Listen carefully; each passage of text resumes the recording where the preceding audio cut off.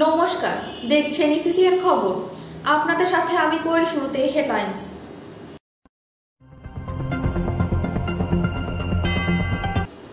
কেন্দ্রীয় সরকারের গাড়ি চালকদের নতুন আইনের প্রতিবাদে রাস্তা অবরুদ্ধ করে বিক্ষোভ দেখান আইএনটিটিইউসি।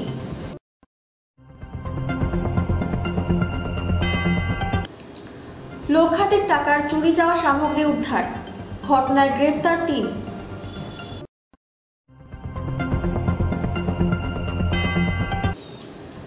জঞ্জাল মুক্ত এলাকা করতে অভিনব উদ্যোগ ব্যবসায়ীদের। আসছি বিস্তারিত খবরে। কেন্দ্রীয় সরকারের গাড়ি চালকদের নতুন আইনের প্রতিবাদে রাস্তা অবরুদ্ধ করে বিক্ষোভ দেখান আইএনটিটিইউসি। এর ফলে কোচবিহার শহরের যান চলাচল ব্যাহত হয়। পরিস্থিতি এতটাই হাতের বাইরে চলে যায় যে আইএনটিটিইউসি কর্মীর সাথে ধস্তাধস্তি হয় পুলিশের। পরিস্থিতি নিয়ন্ত্রণে আনতে নামানো হয় বিশাল পুলিশ বাহিনী। পাশাপাশি এই অবরুদ্ধ জেরে আটকে পড়েন নাটাবাড়ি বিধানসভা কেন্দ্রের বিধায়ক মিহির গোস্বামী। তাকে ঘিরেও বিক্ষোভ দেখানো হয়। বিক্ষোভের মুখে বললেন, কি বলবেন? না, এটা বিক্ষোভ নয়, ওরা ওদের দাবি জানাচ্ছিল। আমি ওদের বুঝিয়ে বললাম যে আমার হাসপাতালে পেশেন্ট আছে, ওখানে আমার পেশেন্টের কাছে যেতে হবে। ওরা এসে বলল ঠিক আছে আপনি যান। তখন আমি রওনা হলাম। আবার আরেকটা গ্রুপ এসে বললো না, যেতে দেবো না। তাই আমার এটা খুব খারাপ লাগলো। আমি ওদের বললাম তোমাদের গণতান্ত্রিক অধিকার, আন্দোলন করো, আন্দোলনের প্রতি আমি কোনো বিরোধিতা করছি না। তারপরে বাধ্য হয়ে আমাদের law and order problem face করতে হবে। আপনাকে চলো সাহেব, মিশন হাসপাতালে আছে সাহেব। প্রথম বললো যান, তারপরে অন্যরা এসে বললো যান। Please please. আইএনটিটিইউসি জেলা সভাপতি পরিমল বর্মন জানান, যারা এই বিক্ষোভ দেখিয়েছেন তাদের কাউকে আমরা চিনি না। ওদের অবজেকশন ছিল যে মোদির বিরুদ্ধে কেন স্লোগান হবে, কেন্দ্রীয় সরকারের বিরুদ্ধে হবে না কেন, মানে ড্রাইভার মোদি একটু সাইড দেন ভাই। ওরা আন্দোলন করতে পারে, কিন্তু কেন্দ্রীয় সরকার তার বিরুদ্ধে তো বলতো, এটা বলতে গায়ে লাগে। আমরা মিছিল আজকে ডেকেছি, অবস্থান চলছে, ডেপুটেশন হয়ে গেল, আন্দোলন সেখানে হচ্ছে। কতিপয় কয়েকজন ঢুকে এখানে অশান্তি করার চেষ্টা হয়েছে, আপনারা দেখেছেন। আমরা এগুলো স্টেপ নিব এবং আমাদের দলের এগুলো কেউ না, যদি কেউ হতো তাহলে এখানে আসতো না।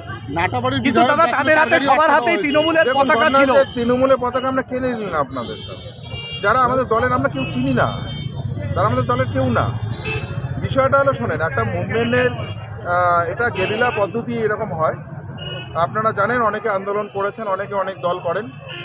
আশা করি ভারতবর্ষের প্রত্যেকটা মানুষই দল করে। এটা দলের অনেকগুলো লোকের মাঝখানে ঢুকে এগুলো করার চেষ্টা হয়েছে। আমরা শোনার পরে আমরা আসলাম। প্রায় ঘন্টাখানেক ধরে সুনীতি রোড অবরুদ্ধ হয়ে আছে। ঘটনা হচ্ছে আমরা ডেপুটেশনে ছিলাম, এসপির পরে ডিএম। তা ডেপুটেশন চলাকালীন সময় তো আসতে পারবো না, এটুকু সময় তো দিতে হবে। ডেপুটেশনে কি হলো, কাকে ডেপুটেশন যেটা হলো, এসপি সাহেব বলেছে যে যেগুলো দাবি আপনাদের আছে আমরা এটা নবান্নে পাঠাবো, কেন্দ্রে পাঠাবো, এবং আপনাদের এখানকার যে দাবিগুলো আছে ন্যায়সঙ্গত দাবি। এবং আমরা মনে করি যারা লাইসেন্স হোল্ডার, শুধু যে তারা শুধুমাত্র ড্রাইভার তা তো না, আপনাদেরও গাড়ি আছে। আপনিও যদি অ্যারেস্ট করেন আমার সমস্ত ক্লেম আপনাকে দিতে হয়। বাইক, 4 চাকা, যাবতীয়। তাহলে এটা জনস্বার্থ বিরোধী হলো। একটা মাস্টারমশাই যদি অ্যাক্সিডেন্ট করে, যদি কেউ মারা যায়, তাহলে তাকেও 10 বছর জেল খাটতে হবে, নাহলে 10 লাখ টাকা জরিমানা দিতে হবে। আপনারা যারা বাইক চালান, আপনাদের ক্ষেত্রে এই প্রযোজ্য হবে। তাহলে ভাবুন, সেটা শুধু পরিবহন ড্রাইভারদের ক্ষেত্রে যে প্রযোজ্য তা নয়, সবার ক্ষেত্রেই প্রযোজ্য হচ্ছে। আমি আপনাদের মাধ্যমে অনুরোধ করছি, এই কেন্দ্রীয় সরকার যে আইনটা প্রণয়ন করেছে, এই আইনটা অবিলম্বে ফিরিয়ে নিক। 3 তারিখে একটা মিটিং আছে, অমিত শাহজি বসবেন শুনেছি, বা আরও কারা বসবেন শুনেছি। ভারতবর্ষের যারা নেতা আছে তাদের সাথে বসে একটা নেগোশিয়েট হওয়ার কথা আছে। আমরা আশায় আছি যে এটা সংশোধন হবে, এটা উগ্র হবে। কিছুক্ষণ আগে বিধায়কের গাড়ি আটকে দেওয়া হয়েছিল, তিনি বারবার বলছিলেন যার পেশেন্ট রয়েছে, তারপরেও ঠিক আছে। আমি এসে ওনাকে বললাম যে দাদা আপনি যান, আমাদের তো পূর্ব পরিকল্পিত, আমাদের দল করতেন একটা সময়, তৃণমূলের জন্য অনেক গলা ফাটাতেন, তো আমি বললাম যে আপনি যান, কোনো অসুবিধা নেই। আপনারা ইসিসিএন খবর দিনহাটা। লক্ষাধিক টাকার চুরি যাওয়া সামগ্রী উদ্ধার, ঘটনায় গ্রেপ্তার 3। পৃথক দুটি চুরির ঘটনা তদন্তে নেমে মোট 3 জনকে গ্রেফতার করল মাটিগাড়া থানার পুলিশ।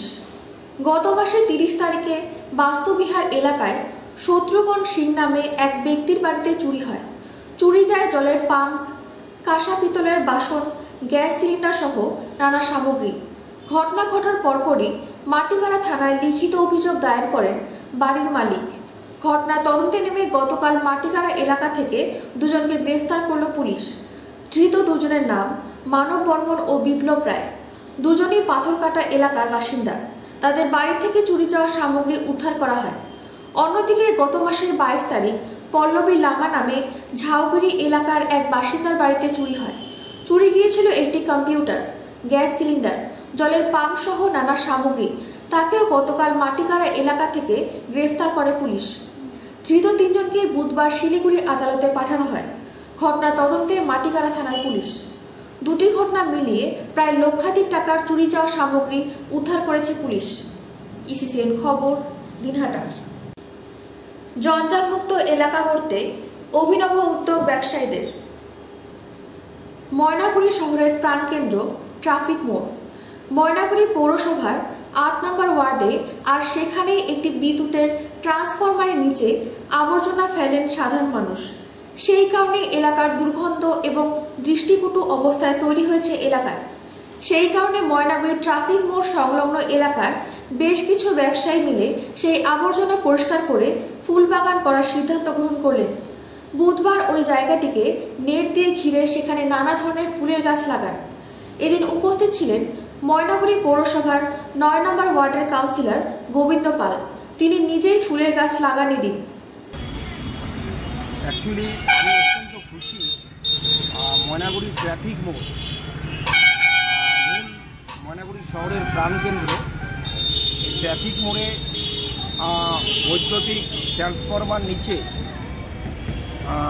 কিছু নোংরা আবর্জনা পড়ে থাকতো।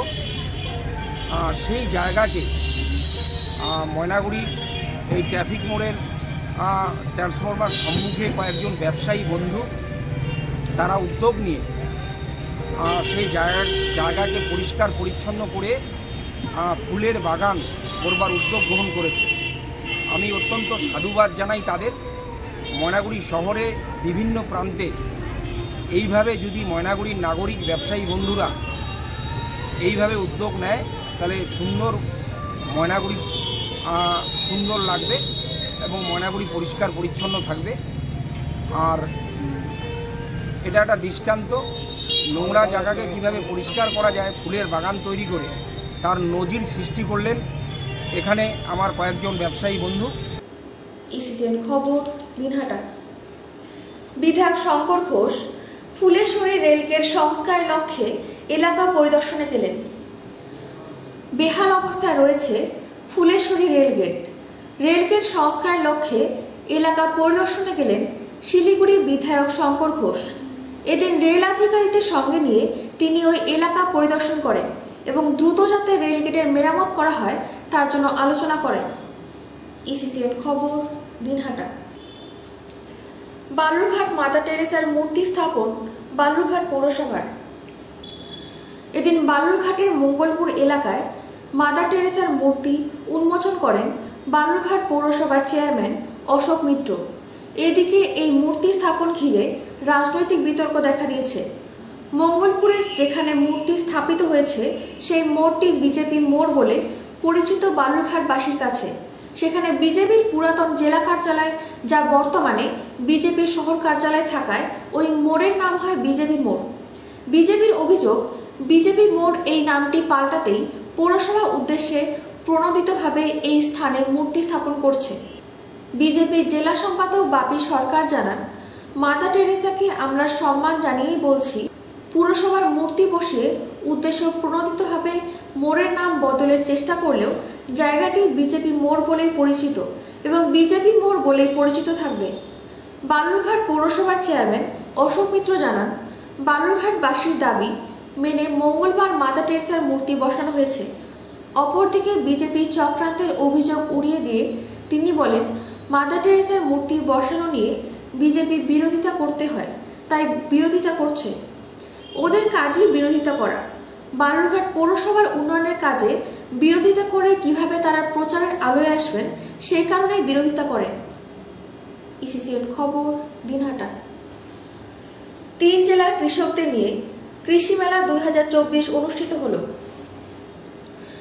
বুধবার দুপুরে দক্ষিণ দিনাজপুর জেলার চিঙ্গিসপুর গ্রাম পঞ্চায়েতের গোপালপুরে সানাপাড়া হাই স্কুল মাঠে গৌরবঙ্গের উত্তর দিনাজপুর, দক্ষিণ দিনাজপুর ও মালদা এই 3 জেলার কৃষকদের নিয়ে কৃষি মেলা 2024 অনুষ্ঠিত হলো।